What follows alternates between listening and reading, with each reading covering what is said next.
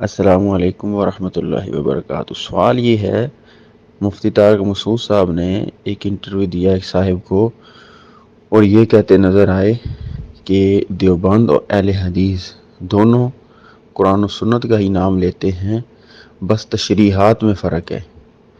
اور پھر انہوں نے مثال دی جیسے کہ صحابہ کرام میں مختلف مسئلوں میں تشریحات میں فرق تھا۔ تو تاثر یہ بنا کہ دیوبند اور اہل حدیث کا بنیادی عقائد ایک ہی ہیں، بس کچھ تشریحات میں فرق ہے، جیسے کہ صحابہ کرام کے ہاں کچھ مسائل میں اختلاف موجود تھا۔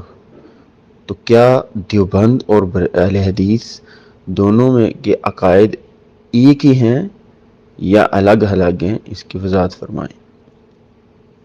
الحمدللہ رب العالمین والصلاة والسلام علی رسولہ الامین وعلی آلہ واصحابہ اجمعین، اما بعد۔ مفتی طارق مسعود صاحب کی ایک بھائی نے ویڈیو بھیجی جس کے اندر مفتی صاحب جو ہے نا یہ کہہ رہے ہیں کہ سب جو ہے نا کتاب و سنت کو مانتے ہیں، اہل حدیث بھی مانتے ہیں، دیوبندی بھی مانتے ہیں، اور پھر وہ یہ کہتے ہیں کہ یعنی کہ وہ ان کا مطلب یہ تھا کہ بھائی سبھی صحیح ہیں، یعنی کہ ہمیں دیوبندیوں کو برا نہ کہا جائے۔ ہر ایک قرآن و حدیث، دیکھیں اہل حدیث بھی قرآن و حدیث کا نام لیتے ہیں، جو علماء دیوبند ہیں وہ بھی قرآن حدیث کا نام لیتے ہیں۔ تشریحات میں اختلاف تو صحابہ کی بھی تھا نا، ایسے ہی تو ہمیں یہ سمجھنا پڑے گا کہ جس چیز میں شریعت نے لچک پیدا کی ہے، آپ اس میں کیوں کسی پر زبردستی تھوپ رہے ہو کہ میری ہی رائے ٹھیک ہے اور سامنے والے کی رائے 100% غلط ہے۔ جیسے اہل حدیث ہیں ویسے ہی ہمیں، یعنی ہم میں کوئی فرق نہیں ہے۔ تو کیا ایسا ہے؟ تو بھائی کا جو ہے نا سوال یہ تھا، یعنی یہ کلپ مجھے بھیجا گیا اور ایک بھائی نے یعنی کہ سوال بھیجا، وہ سوال بھی آپ نے سن لیا ہوگا کہ کیا دیوبندی اور اہل حدیث میں کوئی فرق نہیں ہے؟ یعنی سائل کا سوال اس متعلق ہے کہ کیا دیوبندی اور اہل حدیث میں کوئی فرق نہیں ہے؟ تو بھائی بنیادی فرق تو عقیدے کا ہے۔ پھر مفتی طارق مسعود صاحب نے، یعنی میں یہ کہوں گا ہمارے ان بھائی کو جن کا یہ سوال ہے، کہ مفتی صاحب نے پھر کیا کیا؟ مفتی صاحب نے کہا کہ بھائی تشریحات میں تو قرآن و سنت کو صحابہ بھی مانتے تھے، تشریحات میں اختلاف تھا۔ تو میں کہوں گا مفتی صاحب کوئی دلیل دیتے، کوئی مثال دیتے، کیا صحابہ کا عقیدے میں کوئی اختلاف تھا؟ جیسے آپ کا اور ہمارا عقیدے میں اختلاف ہے، تو کیا صحابہ، کیونکہ ہم تو آپ کو اہل سنت ہی نہیں مانتے، تو آپ نے جو یہاں پہ بات بولی ہے کہ صحابہ کا تشریحات میں اختلاف تھا، تو مفتی صاحب صحابہ کا آپ جیسا منہج نہیں تھا، وہ مقلد نہیں تھے، وہ تو کتاب و سنت کے پیروکار تھے، اور کتاب و سنت کے پیروکار تھے۔ بلکہ اگر کسی معاملے میں، کیونکہ صحابہ میں عقیدے میں تو کوئی اختلاف نہیں تھا، فروع میں اگر کوئی بات آ بھی جاتی تھی تو صحابہ کے پاس جب دلیل پہنچتی تھی صحابہ رجوع کرنے والے تھے اللہ کے فضل و کرم سے۔ تو یہ صحابہ، اور یہی ہمارا منہج ہے کہ کسی مسئلہ میں کسی کو غلطی لگ جائے، یعنی کوئی بھی ہو، لیکن یہ کہ جب رسول اللہ صلی اللہ علیہ وسلم کی بات آ جائے اس بات کو قبول کر لیا جائے، لے لیا جائے، اور اپنی بات کو رد کر دیا جائے۔ یہی منہج ائمہ محدثین کا تھا، یہی صحابہ کا منہج تھا، اور یہی ہم اہل حدیث کا منہج ہے۔ آتے ہیں اس بات کی طرف جو سائل کا اصل سوال تھا کہ کیا دیوبندیوں میں اور اہل حدیثوں میں کوئی فرق نہیں ہے؟ تو سب سے بڑا فرق عقیدے کا ہے۔ بھائی ہم آپ کو اہل سنت ہی نہیں مانتے، جیسے میں نے عرض کی بات، اس کی وجہ یہ کہ آپ کئی کفریہ شرکیہ عقائد کے حامل ہیں، اور میں حیرت کر رہا ہوں ان صاحب پہ بھی جو انٹرویو لے رہے ہیں مفتی صاحب کا، یعنی کہ وہ آبجیکشن بھی نہیں اٹھا رہے ہیں۔ جو صاحب ہیں جو انٹرویو لے رہے ہیں مفتی طارق مسعود کا، آپ نے دیکھا ہوگا، وہ کوئی آبجیکشن بھی نہیں اٹھا رہے ہیں، وہ بس جو ہے نا وہ جو مفتی صاحب کہہ رہے ہیں وہ اس کو من و ان تسلیم کر رہے ہیں۔ ہر ایک قرآن و حدیث، دیکھیں اہل حدیث بھی قرآن و حدیث کا نام لیتے ہیں، جو علماء دیوبند ہیں وہ بھی قرآن حدیث کا نام لیتے ہیں۔ تشریحات میں اختلاف تو صحابہ کی بھی تھا نا، ایسے ہی ایسے ہی ایسے ہی بھائی ہونا تو یہ چاہیے تھا، ان سے وہاں پوچھتے کہ بھائی جو آپ نے بات کری ہے یہ بات مبہم ہے، آپ یہ بتائیں کہ صحابہ کا کون سی تشریحات میں اختلاف تھا؟ یعنی کتاب و سنت پہ جو آپ نے یہ اپنے اوپر رکھ کے بات کی، کتاب و سنت کی بات تو سب کرتے ہیں، تو میں کہوں گا کتاب و سنت کی بات تو قادیانی بھی کرتے ہیں، کتاب و سنت کی بات تو اور دیگر گروہ کرتے ہیں۔ کیا ان کے کہنے کی وجہ سے وہ سب ایک جیسے ہو گئے، یعنی سارے حق پر ہو گئے؟ نہیں، سارے حق پر نہیں ہو۔ اس کی وجہ یہ ہے کہ عقیدہ مین چیز ہوتا ہے۔ تو جس طرح صحابہ کا عقیدہ تھا، صحابہ کا عقیدہ تھا کہ اللہ رب العزت عرش پہ مستوی ہے، وحدت الوجود کو وہ نہیں مانتے تھے۔ صحابہ اکرام رضوان اللہ تعالی علیہ مجمعین کا یہ عقیدہ تھا کہ اللہ تعالیٰ کی ذات عرش پہ مستوی ہے۔ اس پر بے شمار دلائل ہیں جو ابھی موقع نہیں ہے کہ میں ذکر کروں، تو میں یہ ذکر کرنا چاہ رہا ہوں کہ صحابہ کا یہ عقیدہ تھا۔ میں ذکر کرتا ہوں کہ آپ لوگوں کے عقائد کیا ہیں۔ یہ میرے ہاتھ میں کتاب ہے شمائم امدادیہ، امداد اللہ مہاجر مکی، آپ کا سید الطائفہ، اب میں بتاتا ہوں کہ صحابہ کا یہ عقیدہ تھا اور کیا اہل حدیث کا یہ عقیدہ ہے، ہمارا تو یہ عقیدہ نہیں ہے۔ تو یہ ان کی کتاب ہے شمائم امدادیہ۔ شمائم امدادیہ کے اندر وہ وحدت الوجود کے حوالے سے کہتے ہیں، امداد اللہ مہاجر مکی یعنی وحدت الوجود کے حوالے سے ان سے سوال ہوا تو وہ کہتے ہیں نقطہ شناسا مسئلہ وحدت الوجود حق و صحیح ہے، اس مسئلہ میں کوئی شک و شبہ نہیں۔ صفحہ 32 کے اوپر کہتے ہیں فقیر و مشائخ، فقیر اور جن لوگوں نے فقیر سے بیعت کی ہے سب کا اعتقاد یہی ہے۔ پھر وہ آگے نام ذکر کرتے ہیں مولوی قاسم صاحب مرحوم، مولوی رشید احمد صاحب، مولوی محمد یعقوب صاحب، مولوی احمد حسن صاحب وغیرہ ہم کہتے ہیں فقیر کے عزیز ہیں اور فقیر سے تعلق رکھتے ہیں۔ یعنی کہ وہ یہ بیان کرنا چاہ رہے ہیں کہ پوری جماعت جو ہے وہ ساری کی ساری وحدت الوجود کے قائل ہے۔ یہ آپ کے سید الطائفہ اکابر یہ بات کہہ رہے ہیں۔ اسی کتاب کے شمائم امدادیہ کے صفحہ نمبر 34 کے اوپر امداد اللہ مہاجر مکی صاحب یہ کہتے ہیں کہ ان سے معلوم کیا گیا ہے کہ بھئی آپ نے جو یہ ضیاء القلوب میں یعنی کہ جو آپ نے لکھا ہے کہ لا موجود الا اللہ اور اس طرح کی باتیں لکھیں، اس مضمون سے معلوم ہوا کہ عابد و معبود میں فرق کرنا شرک ہے۔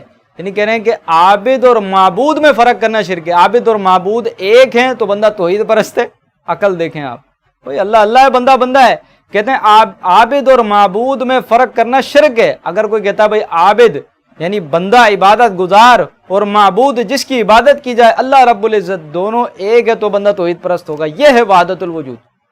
تو پھر آگے وہ اس کا جواب دیتے کیا لکھتے ہیں، کہتے ہیں جواب انکار نہیں کیا اس بات کا، کہتے ہیں کوئی شک نہیں، جواب میں کہتے ہیں کوئی شک نہیں ہے، فقیر نے یہ سب ضیاء القلوب میں لکھا ہے۔ یعنی فقیر اپنا ذکر کرتے ہیں کہ یہ سب ضیاء القلوب میں انہوں نے لکھا ہے۔ اور اب اسی کتاب کے شمائم امدادیہ کے میں ذکر کرتا ہوں، شمائم امدادیہ کے صفحہ نمبر 38 کے اوپر وہ کہتے ہیں کہ صفحہ نمبر 38 یہ آپ کے سامنے اسکین بھی ہوگا، شمائم امدادیہ کے صفحہ نمبر 38 پہ کہتے ہیں بندہ قبل وجود خود خدا تھا، یعنی اپنے وجود سے قبل وہ خود خدا تھا اور خدا ظاہر بندہ کنتو کنزن مخفین، یعنی صوفیوں کی ایک گھڑی ہوئی روایت، صوفی کہتے ہیں کہ اللہ تعالیٰ چھپا ہوا خزانہ تھا۔ اللہ کو کنز کہتے ہیں صوفی، یعنی اللہ تعالیٰ نعوذ باللہ خزانہ مخلوق ہے، اللہ خالق ہے خزانے کا۔ تو کنتو کنزن مخفین کہ اللہ تعالیٰ چھپا ہوا خزانہ تھا۔ تو حضرت یہ ہے فرق آپ میں اور ہم میں، یہ ہے فرق۔ اور یہ وہ عقیدہ ہے، میں اور کتابیں بھی حوالے پیش کرتے ہیں لیکن میں ابھی صرف شمائم امدادیہ پیش کر رہا ہوں، اور بھی بہت سارے حوالے ہیں۔ تو یہ ہے فرق۔ ہم تو اس عقیدے کو کفر جانتے ہیں کیونکہ علماء نے اس کے باطل ہونے پر کتابیں لکھی ہیں، جن میں آپ کے ملا علی قاری حنفی وہ تو کہتے ہیں کہ وحدت الوجود کے کفر ہونے پر اس کے ابطال پر پوری کتاب لکھی ہے۔ اور اسی طریقے سے شیخ الاسلام والمسلمین امام ابن تیمیہ رحمہ اللہ تعالی پوری کتاب اس مسئلے پر لکھی ہے کہ وحدت الوجود کا عقیدہ باطل ہے۔ اور یہی عقیدہ میں اب یہاں پہ ایک بات آگے ذکر کروں، یہی عقیدہ ہندوؤں کا ہے۔ میں نے ایک ہندو کی ویڈیو سنی، ہندو پنڈت وہ یعنی کہ تقریر کر رہا تھا، اپنی عوام کو سنا رہا تھا، تو ہندو پنڈت مثال بھی وہی دیتا ہے جو صوفی دیتے ہیں۔ کسی نے پوچھا کہ مسلمان جو ہے نا یہ کہتے ہیں کہ ہندو بہت سارے خدا کو مانتے ہیں، تو وہ کہتا ہے نہیں بھائی ہم بہت سارے خداؤں کو نہیں مانتے، ہم ایک ہی کو مانتے لیکن اس کے بہت سارے روپ ہیں۔ مثال دیتا ہے، کہتا ہے جیسے پانی ہے، اب پانی برف ہوتا ہے، پانی بھاپ بن جاتا ہے، پانی ہی اوس بنتا ہے، تو کہتا ہے سب میں کامن کیا پانی، تو اسی طرح ایشور بھی سب میں کامن ہے۔ وہ ہندو کی تقریر آپ سنیں، یہ کلپ آپ سنیں ہندو کا، ہم سناتے ہیں آپ کو۔ ایک مسلمان بھائی نے ہم سے پوچھا، بولے مہاراج جی ہمارے اللہ تو ایک ہے، آپ کے بھگوان بہت ہیں، ایسا کیوں؟ ہم نے کہا بھیا ہمارے بھگوان بہت نہیں ہیں، ہمارے بھگوان ایک ہیں۔ فار ایگزامپل دوسرا، جیسے پانی اور برف اور بھاپ اور اوس کتنے ہو گئے؟ بولو، چار۔ نام چار ہیں، کیول نام چار نہیں ہے، روپ بھی چار ہو گئے۔ پانی الگ ہے، برف الگ ہے، بھاپ الگ ہے، اوس الگ ہے، نام بھی چار، روپ بھی چار، پر تتو ایک ہی ہے پانی۔ سب میں ایک ہی چیز سامان ہے نا۔ آپ کو سمجھ میں آ رہی ہے کہ نہیں آ رہی ہے؟ تو بڑھیا سے سر ہلاؤ۔ पानी ही बर्फ बनता है, पानी ही भाप बनता है, पानी ही ओस जो सुबह सुबह गिरती है चार, नाम चार, रूप चार, तत्व एक, सब में पानी कॉमन है ना। उसी प्रकार भगवान के नाम अलग, रूप अलग, पर सब में वही एक परमात्मा है। भक्तों के आनंद के लिए अनेक रूप धारण किए। तो सुना आपने हिंदू क्या कह रहा है, हिंदू पंडित अपनी आवाम को वास कर रहा है। तो मैं कहूंगा ये हिंदुओं का अकीदा है, ये यहूदो नसारा का अकीदा है, मुसलमानों का इस अकीदे से कोई ताल्लुक नहीं। यानी वहदतुल वजूद का ये माना करना कि खालिक और मखलूक में कोई फर्क नहीं है, खालिक और मखलूक एक हैं, ये अकीदा कुफर है। और मुसलमानों में इस अकीदे का कोई हामी और कोई कायल नहीं है, बल्कि उलमा इस अकीदे को कुफर कहते हैं। भाई लफ्ज़ वहदतुल वजूद जो है, सिर्फ लफ्ज़ वहदतुल वजूद कि ए वजूद एक है। अगर कोई कहता है भाई अल्लाह का वजूद एक है और ये लफ्ज़ इस्तेमाल करता है वहदत, तो हम कहेंगे वहदतुल वजूद से तुम्हारी मुराद क्या है। अगर तो वो ये कहता है खालिक और मखलूक एक हैं, जो कुफर और शिरक है, तो उसका अकीदा कुफरिया है, जैसा कि आपके अकाबरीन का कुफरिया अकीदा है। तो मुफ्ती साहब का ये झूठ था सीधा सीधा, जो मुफ्ती साहब ने ये बात करी। मुफ्ती साहब ने ये कहा कि यानी अहले हदीसों में और देवबंदियों में कोई फ़र्क नहीं, यानी वो बावर ये करवाना चाह रहे थे। जैसे कि मैंने फ़र्क बहुत सारे हैं, जैसे कि तवस्सुल का अकीदा है, फौत शुदगान से वसीले के कायल हैं, इनके अकाबरीन गैरुल्लाह से इस्तियानत के भी कायल हैं, कब्र वालों को पुकारना, कब्र वालों से इस्तियानत और इन सारी चीज़ों के जो है ना वो ये कायल हैं। तो मुफ्ती साहब मैं ये अर्ज़ करूँगा कि आप ये कहते हैं कि यानी कि सिर्फ तशरीहात में इख्तलाफ था, तो आपके अकाबरीन तो कब्र वालों से फैज़ हासिल करने के भी कायल हैं। ये मेरे हाथ में किताब है, मैं आपको आपके फतावे भी दिखलाता चलूँ। ये फतावा रशीदिया दारुल इरशाद की छपी हुई, तो फतावा रशीदिया के अंदर ये बात मौजूद है। ये स्कैन आपके सामने होगा। कब्रों पर शरा सदर की असलियत, यानी कब्रों पे हमारे यानी सीने खुल जाते हैं, इसकी असलियत के वाले साहिल का सवाल क्या है वो सुनिएगा। कहते हैं कि बाज सूफ़ी कुबूर औलिया पर चश्म बंद करके बैठते हैं, आंखें बंद कर कर बैठते हैं और सूरत अलम नशरा पढ़ते हैं और कहते हैं कि हमारा सीना खुलता है और हमको बुजुर्गों से फैज़ होता है। तो साहिल का सवाल ये, इस बात की कुछ असल भी है या नहीं। अब जवाब क्या दिया है मौलाना रशीद अहमद गंगोई, यानी देवबंदी जो अकाबिर गुज़रे हैं, उन्होंने कहते हैं इसकी भी असल है, इसमें कोई हर्ज नहीं। अगर कहते हैं अगर बनियत खैर है, यानी कि अगर उसकी नीयत खैर पे मबनी है तो कोई मसला नहीं है, वो कब्रों से कब्र वालों से यानी मुराकबा कर सकता है और यानी कब्र पे आंखें बंद करके बैठ सकता है और कब्र वालों से यानी कि फैज़ हासिल कर सकता है। तो मुफ्ती साहब शायद आप अपना कलाम भूल गए कि यही आपने, ये तो आपको अपने अकाबरीन का नहीं पता ना, तो आपने तो इस बात को तस्लीम किया है कि देवबंदी कब्र परस्त होते हैं, लेडीज कब्र परस्त नहीं होते। आपको आपका क्लिप सुनाते हैं, सुने जरा क्लिप कि आपने क्या कहा है। मैं बार बार कहता हूं अहले हदीस में कुछ खूबियां भी हैं भाई। सबसे बड़ी बात बिदती नहीं होते, और हमारे देवबंदियों में बिदात मार्केट में बोलो भाई होलसेल के हिसाब से मिलेंगी आपको, सारे नहीं लेकिन रेशो बहरहाल बहुत ज्यादा है। तो ये उनकी खूबी है, तो जो है वो तो मानना पड़े। कब्र परस्त बिल्कुल भी नहीं होते, देवबंदी भी नहीं होते, लेकिन होते भी हैं मिलेंगे आपको मुस्टंडों की तरह बैठे हुए होंगे कब्रों पे।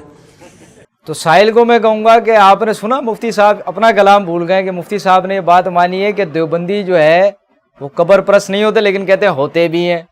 तो हमने तो अकाबरीन से दिखा दिया कि अकाबरीन जो है ना वो कब्र परस्ती की उन्होंने राहें खोली हैं और कब्रों से बातनी फैज़ हासिल करने के कायल हैं। हवाले बहुत सारे हैं, लेकिन ये कि मैं सिर्फ़ और सिर्फ इख्तसार करूँगा यहाँ पे। तो अहले हदीसों में और देवबंदियों में बुनियादी फ़र्क जो है ना वो अक़ीदे का है। तो हम किताब व सुन्नत के हकीकी पैरोकार हैं बिफ़ज़्लिल्लाह ताला, जो मनहज मुहद्दिसीन है उसके हम पैरोकार हैं, जबकि सूफ़ी नक्शबंदी सोहरवर्दी जितने भी बिदई सिलसिले हैं सूफियत के उसके ये कायल हैं। आप इनसे पूछ लें किसी भी मौलवी से, कोई फ़लाना सिलसिले से बैत हुआ होगा, कोई फ़लाने सिलसिले से बैत हुआ होगा, ये इनके अंदर मामलात हैं। तो ये बात है। तो मुख्तसर ये कि देवबंदियों और अहले हदीसों में जो फ़र्क है वो अक़ीदे का है। हम अल्लाह ताला को अर्श पे मानते हैं, हम अल्लाह के सिवा किसी और से इस्तिआनत के कायल नहीं है, अल्लाह ताला से मदद के कायल हैं, जबकि गैरुल्लाह से मदद मांगने भी कायल हैं। और इसके अलावा ये यानी वसीले के भी कायल हैं, फौत शुदगान से यानी वसीले के भी कायल हैं। तो बहुत सारे और फ़र्क मौजूद हैं, इंशाअल्लाह फिर कभी जो है ना वो बयान करूँगा। اللہ تعالیٰ سے دعا ہے اللہ تعالیٰ دیوبندی احباب کو ہدایت نصیب فرمائے، آمین۔ وآخر دعوانا ان الحمد للہ رب العالمین۔